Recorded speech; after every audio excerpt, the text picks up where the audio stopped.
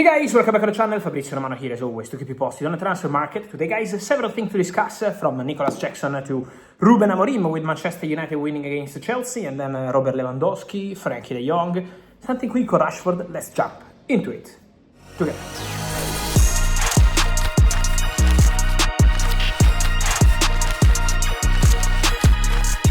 And here we are guys, as usual, to keep you posted, as usual, with many topics to discuss. And let me start from Barcelona, because Marcus Rashford, the man of the week with a brace against Newcastle. I told you about the satisfaction of Barcelona about Rashford, not just about the game, it's about the attitude, it's about the performances, it's about the training.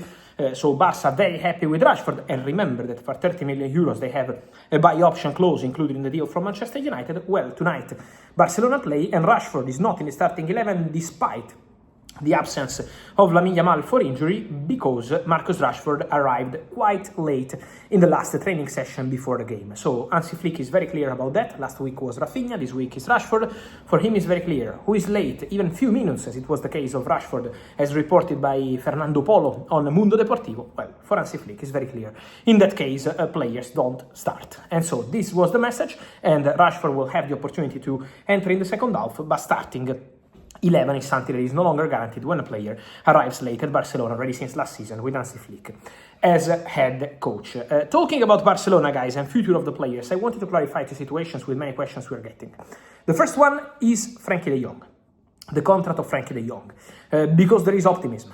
Frankie de Jong decided to leave his previous agent. Now Frankie de Jong is in control of his future, and his intention is to sign a new contract at Barcelona.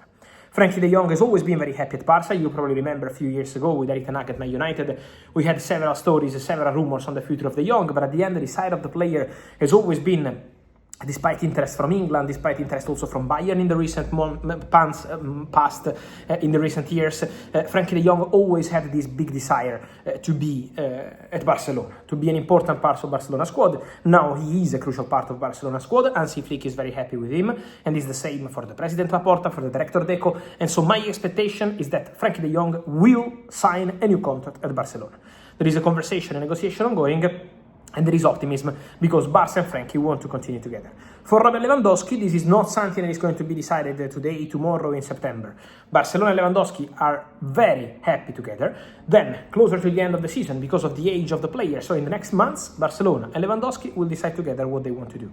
If Lewandowski wants to continue in Europe, if Lewandowski wants to try something different, if Barcelona want to sign a new striker or not. So there will be several topics to discuss. But Robert Lewandowski could have the opportunity maybe to leave, maybe to have a different chapter of his career, but this depends on what the player wants to do, on what Barcelona want to do. Lewandowski and Hansi Flick, for example, share the same agent, so the relationship is excellent between all the parties involved, manager, player, agent, club, so no problem at all. This will be assessed and discussed in the next months, but for sure the situation of Robert Lewandowski will be one of the topics to control, to understand in the next months. Again, not in September, and I feel not even in October or probably November. So it's gonna take some time. Then guys, important to mention something also regarding other topics, including Manchester United. Let's move to England.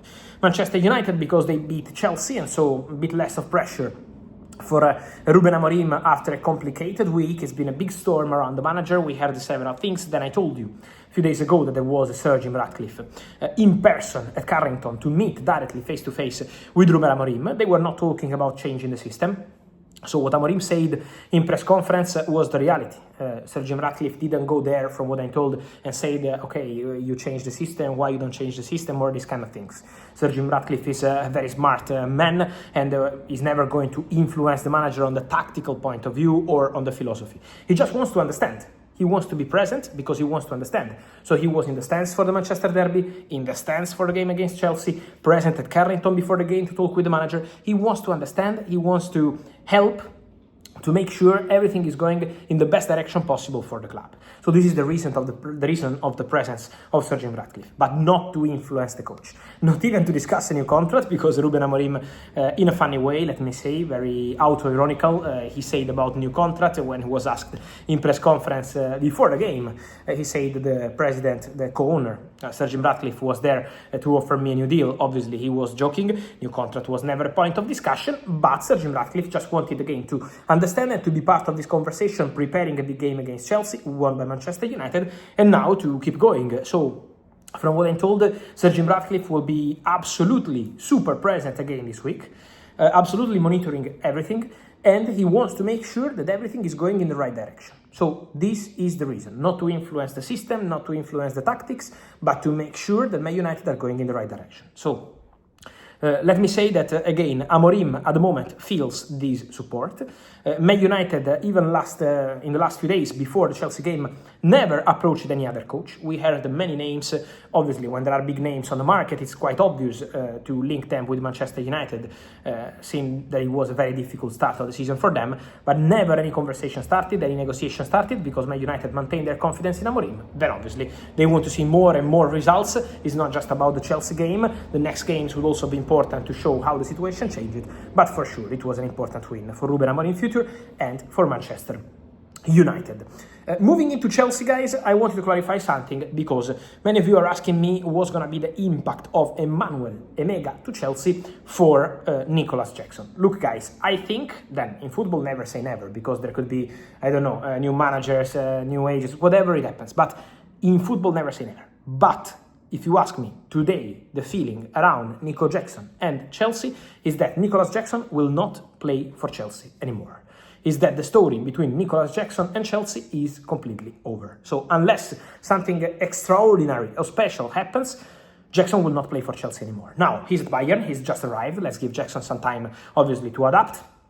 60 million euros loan fee. They have this buy option clause that might become an obligation, but can be an option. And so Bayern will be free to decide for 65 million euros whether they want to sign Nicolas Jackson in summer 2026 or not. So it's going to be up to Bayern. And when I say Bayern, is the director, the manager, but also the supervisory board. That is going to be so important in deciding what they want to do with Jackson. What I wanted to say is that the feeling at Chelsea is that with Jackson is over, is that Emmanuel Emega will get that place of that kind of striker. So also in terms of skills, obviously they're not the same kind of player, but Chelsea see a big potential in Emega, and this is why they decided to prepare this deal for 2026, as I revealed to you in the past few days. Then for Jackson, for Chelsea is over. So if it's going to be Bayern on permanent transfer, Chelsea will be more than happy, and Jackson too, because Jackson is very happy. Also with the start at Bayern, if it's going to be another club in summer 2026, we will see. It's too early to say, but for sure, this relationship, Chelsea-Jackson at the moment, is not leading to continuing together beyond this season.